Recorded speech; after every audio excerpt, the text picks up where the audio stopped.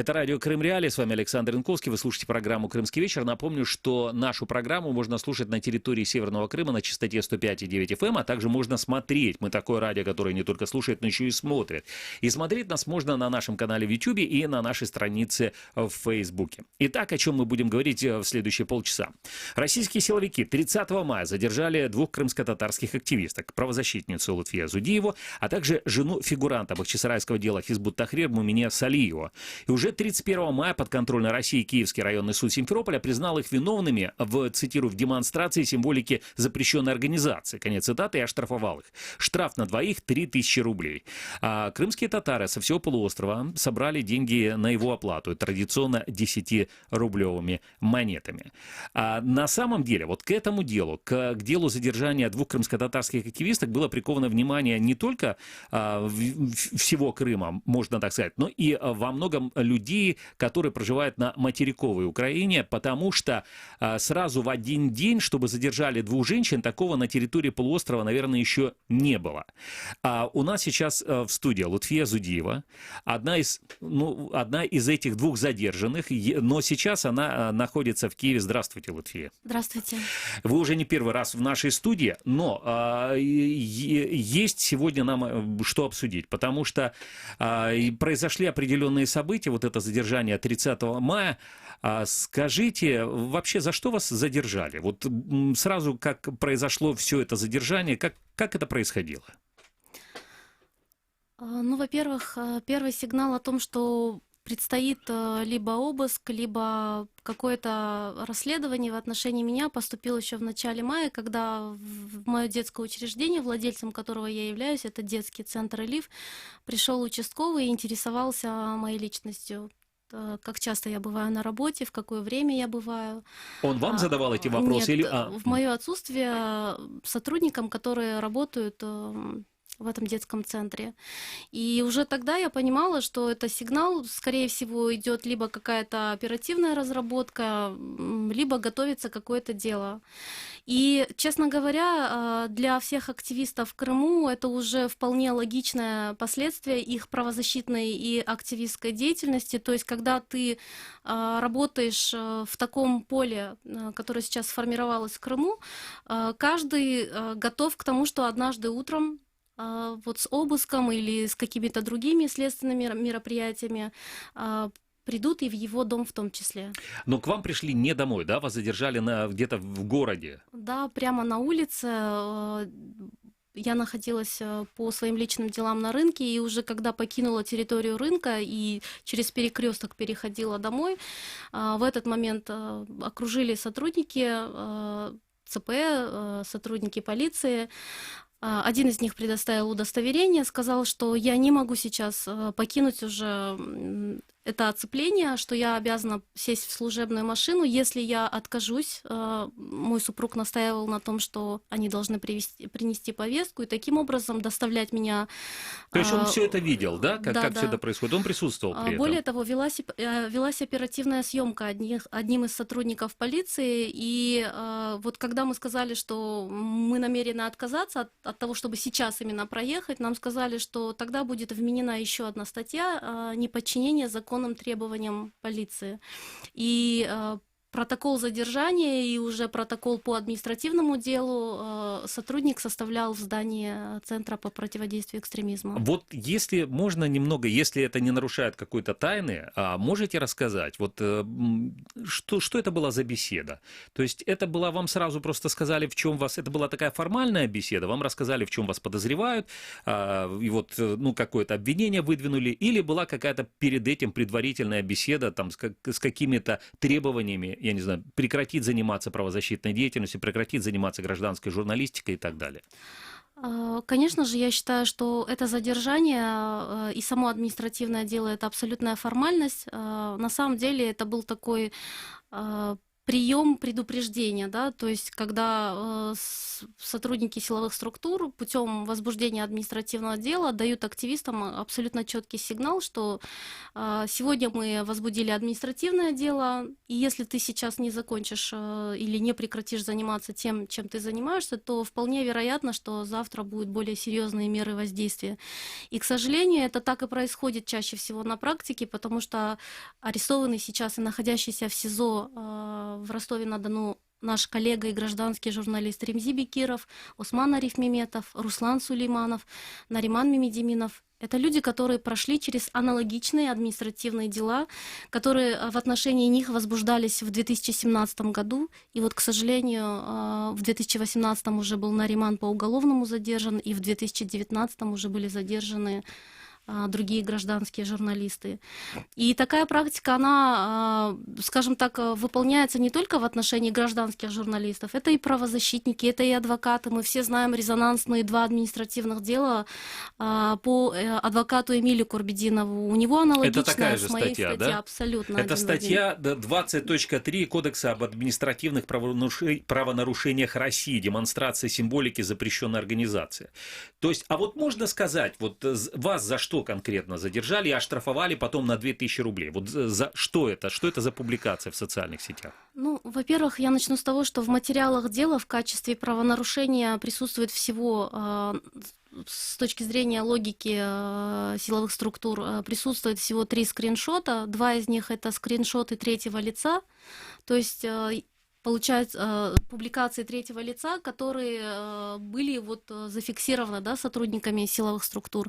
То есть это даже не мои публикации, и юридически это невозможно мне вменять в качестве правонарушения. То есть даже если рассуждать так, что вот действительно сотрудник ЦП выполнял добросовестно свою работу, мониторил мою страницу на предмет нарушения российского законодательства и вот обнаружил этот пост. И 3-й скриншот — это перепост одной ссылки, на которой действительно присутствует символика партии Хизбут Тахрир, которая была и сейчас есть разрешенной на территории Украины, а в апреле 2014 года ни о каком запрете еще речи не было, даже на уровне российского законодательства. То есть впервые вообще в медиа какие-то заявления о запрете появились гораздо позже. И вот та картинка, с которой был осуществлен перепост, это картинка, размещенная на сайте этой организации, и, соответственно, опять-таки является публикацией третьего лица. Это не размещенная мной символика или...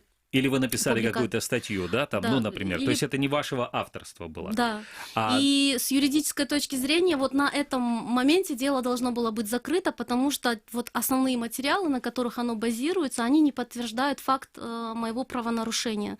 Но поскольку стояла абсолютно четкая задача осудить меня, вынести, скажем так, обвинительное постановление, то интриги-то, в общем, и не было. То есть мы знали, что этот процесс закончится либо штрафом, либо административным арестом, но учитывая, что у меня есть несовершеннолетние дети, это в какой-то степени вот и сыграло свою роль, и я оказалась в тот вечер дома. Скажите, вот давайте мы так сейчас, мы сейчас послушаем людей, которые пришли поддержать вас, и в этот день, и в следующий день уже непосредственно под здание суда. Кстати, под здание суда пришло около 300 человек, вот сообщали наши корреспонденты. Но вот с какими словами они пришли поддержать, мы сейчас услышим. И мы собрались здесь у здания Киевского районного суда для того, чтобы поддержать 2 своих соотечественников и сестер. Это Лютфие Зудееву и Мумине Салиеву.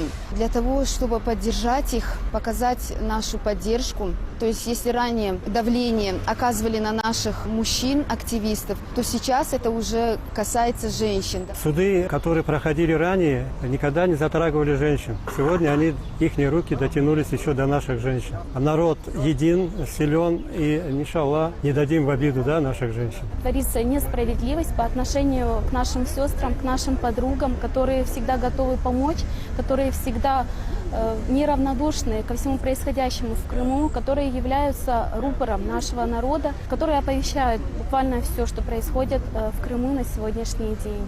Эти люди, они были активистами крымско-татарского народа, они освещали суды, они являются общественными правозащитницами. Они всегда подавали руку помощи тот, кому нуждается. Поэтому народ пришел, не оставил их в этот раз и пришел поддержать их. Сейчас вы слышали людей, которые пришли поддержать Лутфия Зудиеву и Мумине Салиеву, которых 30 мая задержали в Крыму российские силовики, а 31 мая уже подконтрольной России Киевский районный суд Симферополя признал их виновными в демонстрации символики запрещенной организации, оштрафовал их на 1000 рублей и на 2000 рублей соответственно. Скажите, а вот то, что вас задержали одновременно, не в одном городе, да, но одновременно, это как-то объяснимо вообще или нет? Вообще это сразу указывает на умысел определенный, да, со стороны сотрудников силовых структур, потому что там вообще был еще такой курьез. В материалах моего административного дела в исследовательской части эксперта Никифорова фигурирует имя и фамилия Мумине Салиевой. То есть, когда я увидела ее имя и фамилию, я поняла, что вот она сейчас где-то в соседнем кабинете 100% находится, и все это дело, оно просто вместе с ее делом, это какая-то общая кампания по давлению на активисток, женщин в Крыму. А, кстати, вы будете каким-то образом добиваться отмены вот этого приговора суда или нет? Сегодня адвокаты Эмиль Курбединов и юрист Эльвина Семедляева подготовили текст апелляционной жалобы. Мы понимаем, что результаты рассмотрения апелляционной жалобы будут аналогичны постановлению Киевского районного суда, но это необходимо просто сделать для того, чтобы с этими решениями можно было двигаться дальше, в том числе в ЕСПЧ и другие инстанции.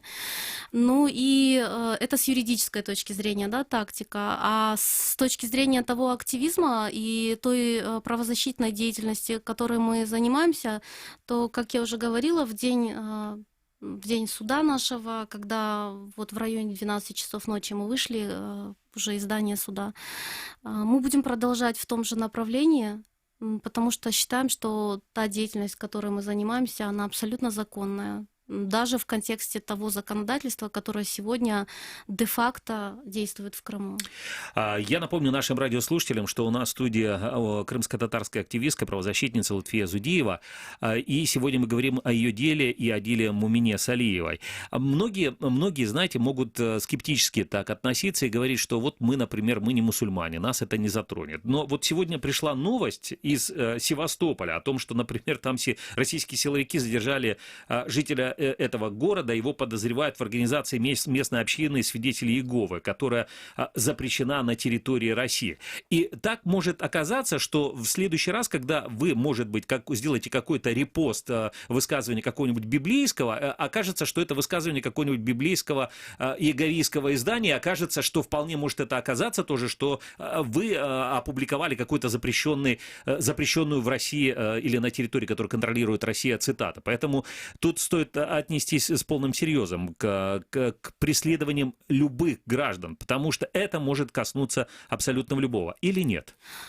Да, действительно, вообще, знаете, это очень интересная тема для дискуссии, для отдельной дискуссии о том, как, в принципе, государство, которое себя позиционирует как светское государство, начинает вмешиваться в религиозные убеждения граждан и диктовать одним людям, скажем, христианам, да, каким должен быть официальный толк православия, да, или католицизма, там, или другой религии, а мусульманам он начинает диктовать, какой должна быть официальная версия российского ислама, да, в кавычках. То есть, если это государство светское, и если на уровне Конституции закреплены свободы религиозных граждан, которые говорят о том, что каждый человек свободен в своих религиозных убеждениях, то в чем смысл этих репрессий по религиозному признаку, да? То есть, если на самом деле, то те убеждения, которые они исповедуют, они не несут никакой ни моральной, ни физической угрозы обществу. А у меня к вам вопрос такой. Дело в том, что вот и те звуки, которые мы слышали, и те люди, которые пришли, и очень многие люди, которые собираются и общаются, это родственники задержанных, это ну, такая вот неформальная организация «Крымская солидарность». И вы во многом связываете вот давление на вас тоже с вашим участием в деятельности этой организации, в помощи детям. Что это за организация? Просто, ну, может быть, кто-то из наших радиослушателей еще до сих пор не знает, что это за Крымская солидарность. Крымская солидарность впервые появилась в апреле 2016 года, когда прошли ряд задержаний крымских татар на территории полуострова, и родственники политзаключенных и адвокаты, они почувствовали необходимость в том, чтобы ежемесячно встречаться и делиться с друг другом вообще ходом судебных процессов и вообще, что можно с этим делать, как можно с этим бороться. Постепенно эта встреча из встречи 15-20 человек переросла в такую достаточно большую встречу, там порядка 100-150 людей каждый раз собирается, на которую стали уже приезжать не только родственники политзаключенных и адвокаты, но и активисты, и правозащитники из Украины и России в том числе, да, и независимые журналисты. И появилось такое, знаете, общественное движение, и мне кажется, именно по этой причине сейчас Крымская солидарность подвергается вот таким плановым, скажем, отработкам. Я называю это вот в военном деле, есть такое понятие Фабиева тактика, то есть когда наносятся не очень болезненные, но очень последовательные и с коротким промежутком удары, да, для того, чтобы деморализовать вообще вот это общественное движение и почувствовать какое-то бессилие. И сейчас, в принципе, вот все, кто как-то себя, скажем так, пытаются, да, позиционировать как активисты Крымской солидарности или как супруги политзаключенных или как адвокаты, они по какому-то, на мой взгляд, негласному плану силовых структур отрабатываются. То есть сначала это были активисты, да, наши. Мы помним арест Наримана Мимедиминова в марте прошлого года. Ровно через 2 месяца арест Сервера Мустафаева. Ровно через 2 месяца обыск и уголовное дело в отношении Гульсум Алиевой, которая тоже занималась информационной работой в Крымской солидарности. Затем давление на адвоката Эмиля Курбединова, который представляет собой лидера юридического сектора, да, Крымской солидарности. Затем задержание 24 крымских татар, 18 из которых являются активистами Крымской солидарности, но они выполняли абсолютно там разные функции.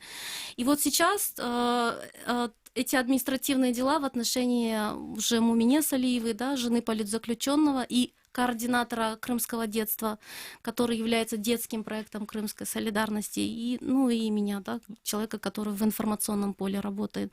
То есть я считаю, что есть целенаправленный какой-то план, и стоит одна задача, вот это сформировавшееся общественное движение людей, которое сейчас вбирает в себя все больше и больше активистов и уже стало объединять не только по национальному или религиозному признаку, а у нас часто бывают на встречах гости из числа уже не мусульман, да, это и русские, и украинцы.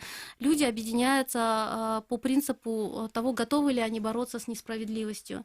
И вот эта вот общность, она и пугает силовые структуры. Лутфия, а скажите, вот люди, которые собираются на заседание Крымской солидарности, после всех этих задержаний, они, ну, как бы вот с помощью этих задержаний удается достичь своей цели российским силовикам? Ну, то есть, может быть, меньше стало людей теперь собираться, может быть, многие стали бояться? Мне кажется, это действует ровно наоборот. Во всяком случае, вот из последних событий, связанных вот с моим задержанием и с задержанием у меня, я не знаю, какую цель они преследовали вообще и зачем им это было нужно. Я им это говорила лично вот в разговоре, в диалоге, да, в Центре по противодействию экстремизму, что я не понимаю вообще логики, да, то есть зачем этот шум был нужен. А что они вам ответили? Они сказали, что они выполняют свою работу. То есть вот у них входит в их задачи мониторить страницы на предмет нарушения российского законодательства. Но тут просто, знаете, чисто с точки зрения логического подхода, да, вот я в среднем делаю там 8-10 публикаций в день. да, ну, меня моя деятельность, в принципе, вот к этому обязывает, личных там репостов и так далее. За год набегает там порядка 3,5-4 тысяч публикаций. За 5 лет около 20 тысяч, да, публикаций. И я себе вот просто не представляю, что кто-то сидел и специально вот отматывал, да, всю эту ленту на 5 лет назад. То есть была абсолютно четкая цель. Вот есть активность, нужно найти способ воздействовать на эту активность, подавить ее, а значит, нужно найти какой-то материал, который позволит возбудить административное дело, а может быть, если они найдут завтра и уголовное дело, да, и таким образом прекратить ту деятельность, которой мы занимаемся. В нашей студии Лутфия Зудиева, одна из 2 крымско-татарских активисток, которая была задержана 30 мая 2019 года. В Крыму также задержали еще Мумине Салиеву. Им присудили штраф 2000 и 1000 рублей соответственно. Подконтрольный России Киевский районный суд Симферополя признал их виновными в демонстрации символики запрещенной организации. А вот сам штраф, кстати, сам штраф уже выплатили? Нет, еще предстоит рассмотрение апелляционной жалобы, и уже по итогам этой апелляционной жалобы будет необходимо выплачивать штраф. Можете нашим радиослушателям, может быть, вот я всегда надеюсь, что кто-то не знает, а это очень важно, что если кто-то не знает, ему надо рассказать, а почему тогда вот собирают этот штраф 10-рублевыми монетами? Во-первых, знаете, это такая... Вот в Крыму, на самом деле, очень много людей, которые сегодня поддерживают активистов. Кому-то хватает смелости заявить о своей поддержке открыто, да? Кому-то хватает смелости, есть желание и время приходить под здание судов. Но есть сотни людей, которые в силу разных причин не готовы об этом говорить публично, но они ищут другие способы поддержки и делают это путем поддержки детей политзаключенных или собирая, вот, в частности, на такие штрафы. И было очень, знаете, здорово, когда вот после суда я вышла, и мне сообщили о том, что вот прям там в этот же день уже собрали люди эти монеты для того, чтобы оплатить штраф. Это такой есть какой-то символ, да, вот в этих 10 рублях? Или... Конечно. Это просто демонстрация того, что в Крыму люди все делят между собой. То есть даже те штрафы, которые начисляются, да, люди готовы разделить между собой и таким образом продемонстрировать силовым структурам, что человек не остается в любой беде наедине и один. Я напомню нашим радиослушателям, с нами в студии Лутфия Зудиева, крымская правозащитница, крымско-татарская активистка. А сейчас мы по телефону включим еще Татьяну Глушкову, юриста Российского правозащитного центра «Мемориал». Татьяна, приветствую вас.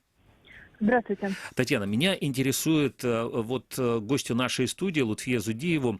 Ее привлекли к ответственности и признали виновной в нарушении статьи 20.3 Кодекса об административных правонарушениях России, демонстрация символики запрещенных организаций. Оштрафовали ее за это на 2000 рублей. А вообще, насколько часто на территории России, вот в самой России, привлекают по этой статье к ответственности? Ну, смотрите, число дел, которые рассматриваются ежегодно судами, вот в 2017-2018 году было где-то чуть больше 1600. То есть на всю Россию суды рассматривают в среднем 1600 с чем-то подобных дел. По всем этим делам точно так же быстро выносятся решения в тот же самый день, как вот только задерживают людей и выносят им такое вот, предъявляют такое обвинение? Ну, вы знаете, такой статистикой я, естественно, не обладаю, поскольку я не могу говорить за каждое решение, но в целом, как правило, все дела об административных правонарушениях, не только об этом, рассматриваются достаточно быстро. Но зависит от загруженности судов, естественно. Ага. А скажите, а кого в основном вот привлекают? Что это за материалы, как правило?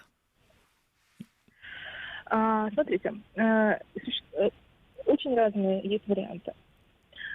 Есть варианты, когда привлекают к ответственности людей, которые действительно демонстрируют, пропагандируют нацистскую символику. То есть они вешают, например, свастику и сопровождают ее каким-то высказыванием расистским, например, без жидов или что-то в этом духе. И есть случаи, и таких случаев, к сожалению, достаточно много, когда за демонстрацию нацистской символики привлекают людей, которых вообще не должны привлекать. То есть, когда, допустим, нацистская символика демонстрируется в антинацистском контексте. Ну, из последнего такой достаточно курьезный случай, когда привлекли индивидуального предпринимателя за продажу георгиевских ленточек, на которых была изображена красная звезда, разбивающая свастику. То есть фактически человек, который продавал эти ленточки, хотел, наоборот, прославить победу в Великой Отечественной войне, а его оштрафовали за демонстрацию нацистской символики. Также из еще таких курьезных случаев привлекают регулярно людей за демонстрацию татуировок в виде свастики. То есть привлечения разнообразные. Есть и оправданные, и много неоправданных случаев. Понятно. Скажите, а есть ли есть ли какая-то статистика, что называется, оправдательных приговоров? То есть вот насколько человеку легко доказать или нелегко доказать свою невиновность? И вот как вы, например, упоминали этот случай с продавцом этих георгиевских ленточек, на которых была тоже изображена свастика, и который там раздавливал звезда или что-то такое. Да. Вы знаете, к сожалению, даже вот такие курьезные случаи привлечения к ответственности, как правило, заканчиваются вынесением решений не в пользу человека. Чаще всего. Понятно. Спасибо вам. С нами была Татьяна Глушкова, юрист Российского правозащитного центра «Мемориал». Но если вот действительно доходит даже там до привлечения курьезных случаев, по таким вот курьезным случаям, то здесь, конечно, скорее всего, не курьезный случай. Как говорит наша гостья Лутфия Зудиева, вполне возможно, что действительно было такое вот целенаправленное давление. Скажите, вот это движение, еще это очень важно проговорить, у нас есть несколько минут, движение помощи детям политзаключенных, которые остались без родителей, имеется в виду их родители сейчас находятся либо в местах лишения свободы, либо в следственных изоляторах, то есть тоже нет у них контакта с детьми. Что это за движение, как крымчане, как крымские татары помогают детям таких заключенных?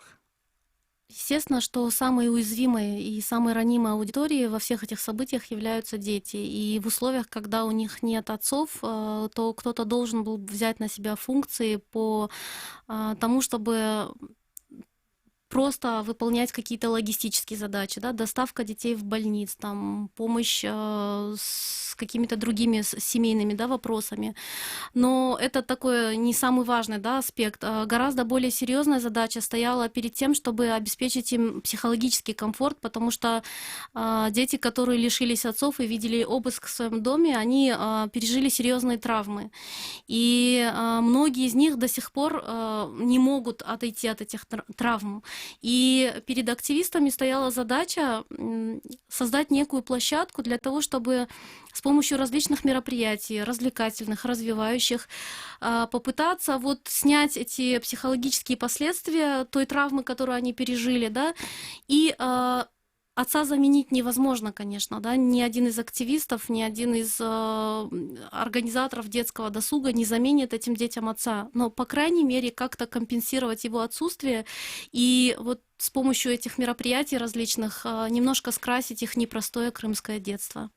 Насколько этим детям важно общаться с другими, я вот сейчас говорю про других взрослых, не только детей, а вот других взрослых. Как происходит это общение, о чем говорят с детьми с такими? Во-первых, знаете, когда твоих родителей преследуют по таким серьезным статьям, это всегда травма не только в день задержания обыска, это длящаяся травма в школе, в детском саду, где любой прохожий может сказать о том, что ну вот папа-то твой по такой статье сегодня сидит. А говорят такое?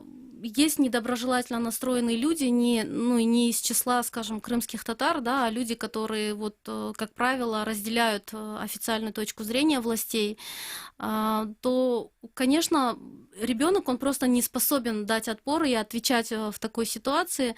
И более того, он и не должен быть адвокатом своего отца, учитывая, что отец его, в принципе, ни в чем не виноват. Да? И то обвинение, по которому он сейчас находится в СИЗО, оно абсолютно вот надуманное и незаконное. Но, тем не менее, дети периодически с этим сталкиваются, и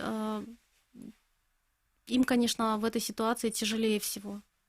И мне очень нравится, что в этих условиях народ опять-таки проявил солидарность и показал силовым структурам в том числе, что эти дети не останутся наедине со своей проблемой, что даже если у них отняли отцов, найдутся люди, которые смогут выполнить все необходимые функции и задачи, которые выполнял отец в его отсутствие. И когда он вернется, этот ребенок будет в здоровье, в благополучии, и у него обязательно будет образование и надежда на светлое будущее.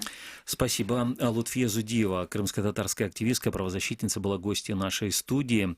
Напомню, говорили мы сегодня и о ее деле, о ее задержании, о ее приговоре, об административном правонарушении, которому приговорил ее подконтрольной России суд за демонстрацию запрещенной в России символики, и об организации «Крымская солидарность», и о помощи тем крымско-татарским детям из семей крымских татар, отцы которых сейчас находятся в заключении либо находятся под следствием.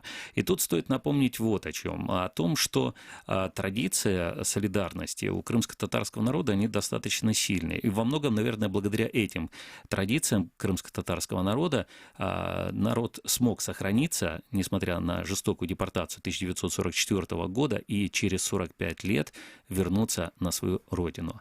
А вам спасибо, Лутфия. Спасибо. Терпения и выдержки, и по возможности хорошего настроения. Пусть мир дарит тоже и хорошие эмоции. Спасибо. А вы, наши дорогие радиослушатели, оставайтесь с нами. Через несколько секунд мы продолжим. Как обойти блокировку Крым Реалии? Не удается получить доступ к сайту Крым Реалии? Скачайте и установите программу «Псифон» через поисковик на компьютер или смартфон. Когда соединение установится, заходите на нужные сайты через обычный браузер. Крым Реалии. Крымчане имеют право знать.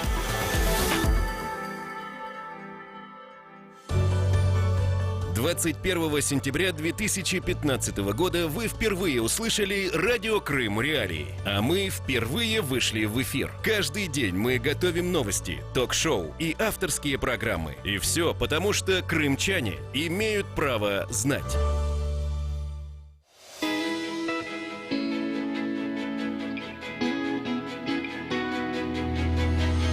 Крымский вечер с радио Крым Реалии.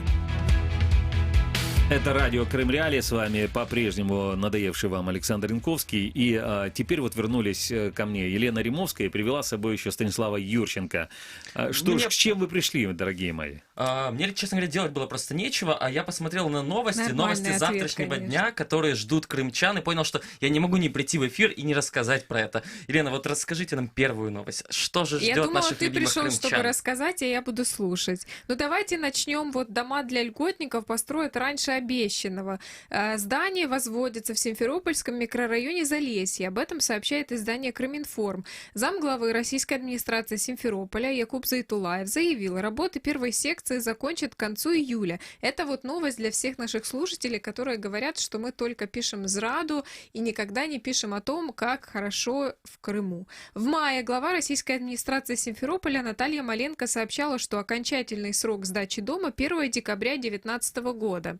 А в микрорайоне Залесье строят дом на 180 квартир для детей-сирот. А для тех наших радиослушателей, которые... небольшую зраду все-таки бы внес. Все-таки достаточно...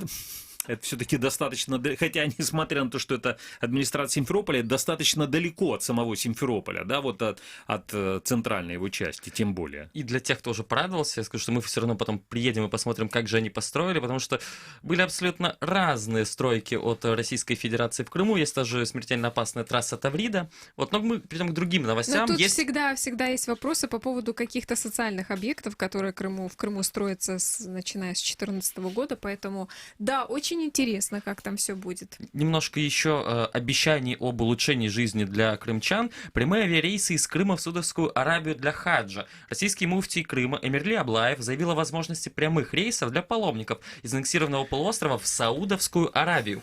При этом он не назвал никаких конкретных дат первого авиарейса. Паломничество для крымчан организовывает агентство АВН Тур. Как указано на сайте турагентства, первый вылет в хадж состоится 23 июля, но не из аэропорта Симферополя, а как и раньше из аэропорта российского Краснодара. Минимальная стоимость турпакета $2600, а максимальная составит $7500. Краснодар это уже Крым? Видимо, да. Но он же сказал, что из Крыма. Значит, теперь Крым, наверное, Краснодар уже присоединили к Крыму. А здесь мне вообще вспоминается новость, помните, на прошлой неделе, когда руководитель предприятия, так называемого Крымские железные дороги, сказал, что Крым вообще готов уже к запуску железнодорожного сообщения с материковой Украиной. Ну, то есть он готов, в принципе, да, то есть, но... Украинские железные дороги сделали его готовым, да, для этого. То есть, а как подали эту новость, как подали российские информационные агентства, что Украина собирается запускать поезда в Крым, да, то есть, хотя на самом деле было заявление абсолютно другое. То есть, и здесь точно так же, то есть, что он сказал, что возможность есть прямых рейсов, то есть, теоретически есть такая возможность, но а практически... летать будут из Краснодара. Да, летать будут из Краснодара. Следующая новость, это одна из причин, почему я не мог не прийти в этот эфир, ведь это новость для Александра, это новость про его любимую Феодосию. Я потом тоже расскажу Александру новость о Феодосии. Давай ты первый. Давай, рассказывай. Феодосия без канализационных люков и цветов. О массовых кражах в городе заявил директор феодосийского учреждения «Городское благоустройство» Олег Мяснянкин. По его словам, у города уже не хватает денег для своевременного закрытия канализационных колодцев новыми люками. Помимо этого, в Феодосии массово крадут и цветы. По словам Мяснянкина, с начала весны на набережной, в парках и в скверах было похищено 100 единиц растений. У меня вот только один вопрос. Это те самые люки с надписью «Керчь»?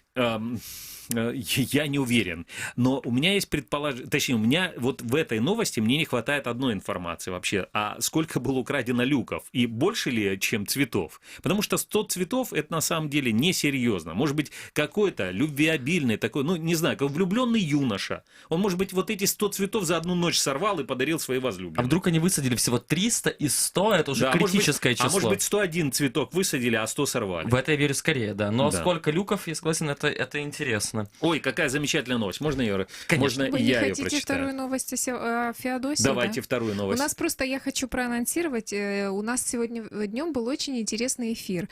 Опять-таки о вашей любимой Феодосии, а точнее о селе Береговом. Мы получили информацию, что там местные жители возмущены какими-то стройками на Золотом пляже, и мы начали выяснять. Мы сначала подумали, что речь идет о яхтенной марине, которую пообещали там построить на Золотом пляже, но потом оказалось, что яхтенная марина это отдельно, а вот то место, где там сейчас... еще что-то строят. Да, то место, где сейчас хотят Золотого пляжа, как бы не так уж и много, тем не менее. То, что сейчас там будут строить, это, значит, там будет такой комплекс с баней, бунгало и, вероятнее всего, кафе. И строить это будет краснодарская фирма, которая называется «Итальяшка».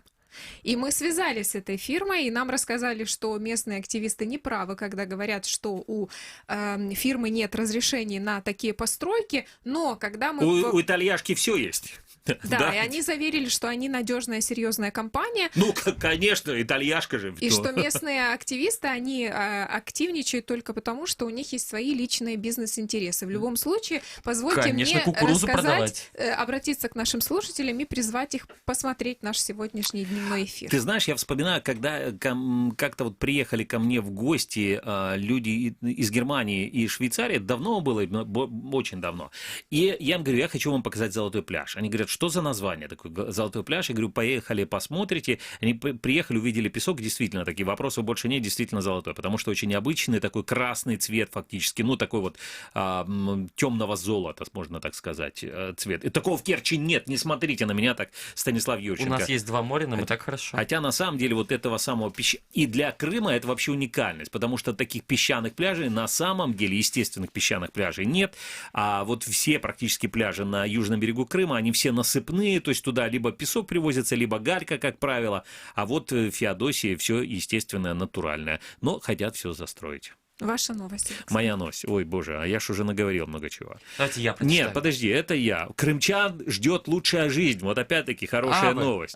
Да, такое заявление сделал не я, а сделала спикер Совета Федерации России Валентина Матвиенко на 5-м международном гуманитарном Ливадийском форуме. Ну, давайте ее послушаем. Все будет в Крыму, все будет лучше, все будет самое современное, достойное этого места и достойное жителей Крыма. То есть Прошу прощения. она хотела сказать, наверное, что вот она это один из тех элементов лучшего, которого уже прислали, наверное, в Крым. будет. Будет, Всё то есть еще будет. пока нет. А вот меня одного смущает само название этого форума. То есть я понимаю, что в Крыму уже 5 лет существует гуманитарная катастрофа, если есть целый Ливадийский гуманитарный форум. То есть там так все плохо. Да, потому что он уже 5-й раз проходит в Ялте. На этот раз в нем, по словам организаторов, участвуют 50 представителей 56 стран. Да, Елена Римовская, что вы тянете руку? У меня есть новость, которую я хочу посвятить Стасу. Давайте. Российские туристы выбрали Керчь и Севастополь для длительного отдыха. Российский сервис бронирования жилья для отдыха twill.ru выяснил, какие некурортные города чаще всего выбирают для летнего отдыха на море на неделю и больше в этом году. По данным сервиса, в 5 приморских городов, популярных для летнего отдыха на море у туристов, вошли Севастополь, Керчь, Туапсе, Новороссийский и Таганрог. Подождите, а где Джанкой?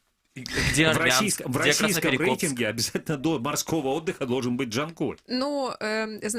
Давайте я дочитаю, потому что у меня к Стасу есть вопрос. Туристы бронируют морской отдых в портовых городах на период от 7 до 11 дней и потратят на аренду жилья до почти 3000 рублей в сутки. Дешевле всего отдых обойдется в Керчи. Стас, что делать в Керчи 11 дней?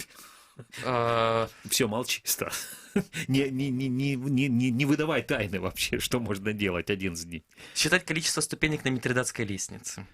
Это 1 день. Это, учитывая, что сейчас ее пытаются реконструировать, то это может растянуться на пару лет, этот квест. Вот дождаться, когда таки там можно будет пройти и посчитать ступенечки, учитывая качество. Елена Римовская, там есть чем заниматься даже многие лета. Вот уже 2 моря, самая большая нетронутая степь по всей Украине, грязевые вулканы, огромное количество пляжей, пещеры. И практически полное отсутствие туристов. Да, все же не курортный город, не то, что ваша Феодосия. Я знала, что Стас выгодно прорекламирует Продаст, Керчь. да, как бы. Но смотрите, он так прорекламировал Керчь, продекламировал Керчь, что оказалось, что отдых в Крыму уже дороже, чем в Италии и Турции. В Керчи тоже? Наверное, в Крыму же написано. Ночь в 3-звездочном отеле Алушты почти в 2 раза дороже, чем в турецкой Алании. Об этом сообщает российское издание «Известия». Самый дешевый тур в Алушту стоит 44,5 тысячи рублей, это 18,5 тысяч гривен. Цена тура в Аланию, это рядом с Анталией, да, вот почти 25 тысяч рублей, это 10,5 тысяч гривен. Как сообщают, опять-таки, российское издание «Известия», самые дорогие гостиницы в Крыму, ялтинский номер в 3-звездочном отеле стоит около 6800 рублей в сутки, а цена за номер в отеле категории 4 звезды уже 11 тысяч рублей, это около 4,5 тысяч гривен. Это не за весь период, а всего лишь только за одни сутки. А вот но слушайте, вот теперь вот смотрите, где надо отдыхать. Самые недорогие 3-звездочные гостиницы в Симферополе. Там стоимость номера за ночь составляет около 3000 рублей. Это менее 1500 гривен. Смотрите, и отдыхать замечательно. И знаменитое Симферопольское море ждет всех отдыхающих. Там недалеко, пешочком пройтись, вот, это же идеально. Да, Алушты всего 45 километров. Можно как бы за день обернуться туда, а на следующий день прийти пешком обратно. А я вам скажу, что у меня из Алушты самые мои прекрасные и любимые детские фото с моря. Поэтому я согласна, что Алушта — это вообще лучшее место для отдыха, оно бесценно. А часто ли вас в детстве фотографировали? Может, это просто была единственная съемка лет за 5-8, и поэтому это любимые фотографии? Меня всегда поражает, когда людям так нравится отдых в Крыму. Тогда фотоиндустрия уже была достаточно развита, Стас, спасибо. Это у меня фотографии, которые снимали черно-белые, на дагеротипы, на серебряные пластины. Да.